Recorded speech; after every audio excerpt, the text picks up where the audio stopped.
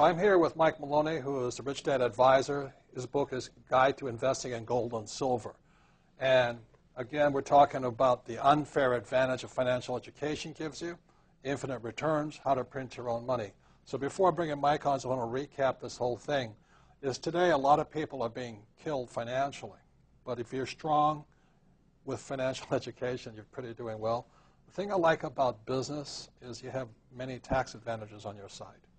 The second, with real estate, we use debt to get rich. Okay. Third, with paper or commodities, is liquidity. You can get in and out very quickly with paper, which is a strength and its weakness. And commodities, the reason I like commodities is for the word called inflation. So one of the reasons I don't need a retirement plan is because every month, because I have infinite returns, I get a check from here. In real estate, I get a check from here. In paper assets, I get a check from there.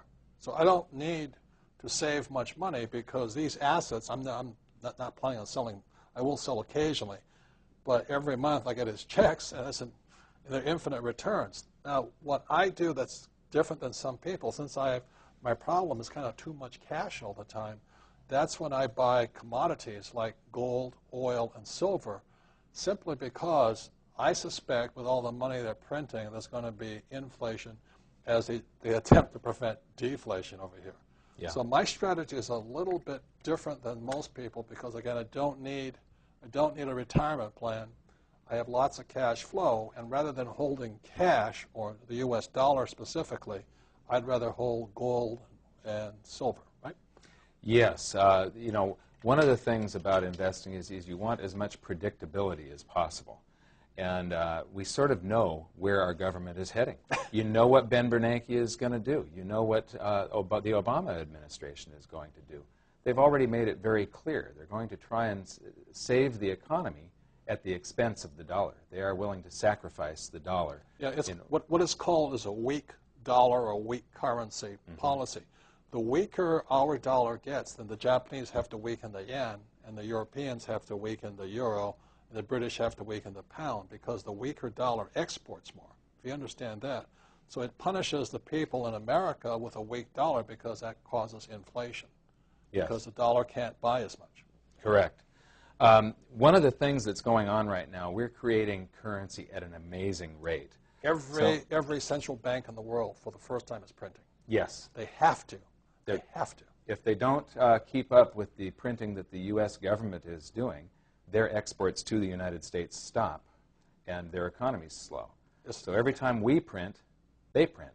And it's even the Swiss. You know, I was having a drink at the bar in New York 2 nights ago, and I won't mention the name of the bank, name of the person, but he's way up there.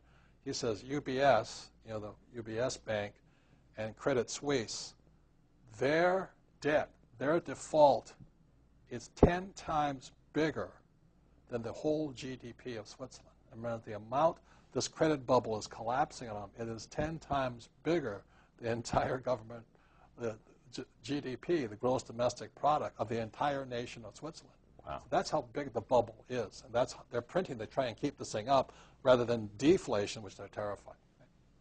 We could have a short-term deflation, but ultimately, it's my belief that there is just no way that this turns out to be permanent deflationary.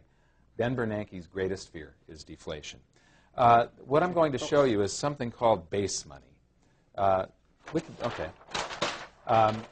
Base money is the amount of cash in circulation, so it's paper dollars, and then deposits that the commercial banks have at the Federal Reserve, which are all redeemable in paper dollars. So basically, it's a measurement of how many paper dollars exist. And the data that we've got starts back in about 1918 with the Federal Reserve, and it goes along like this, and we're like right up here. Then the value of all so this is the value of all the paper dollars that exist, the total value. And you're saying this starts in 1918 or 1918? Well, the Fed started in 1913, right. But the data starts in 1918. Okay.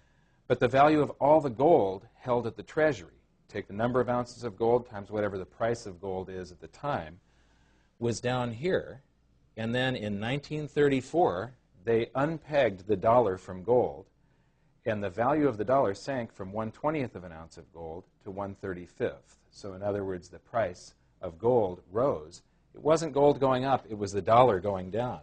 But what's interesting is the will of the public and the free markets. They unpegged the dollar.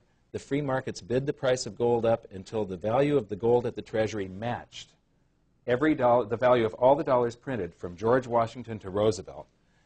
Then we go out to 1980, and gold was at 35 bucks an ounce. Okay, so this date was 1934? Yeah, 1934. This is actually 71 here. 1971. That's when Nixon took us off the gold standard. Nixon took us off the gold standard in August of 1971. And gold, the will of the public and the free markets, again, gold rose and then did a little thing like that. And then for about 3 months, actually for over a year, we could have gone back on the gold standard. Gold's price, the number of ounces at the Treasury times the new price, once it was over about 500 bucks an ounce, there was enough gold at the Treasury to pay out against every single dollar printed from George Washington to Jimmy Carter. So that's this was 1980. 1980, right? And that's when gold hit around 850 and silver hit about 50. Right. Yeah.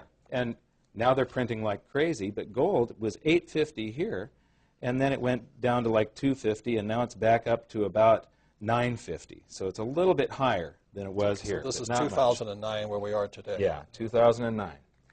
Now, here comes the big news.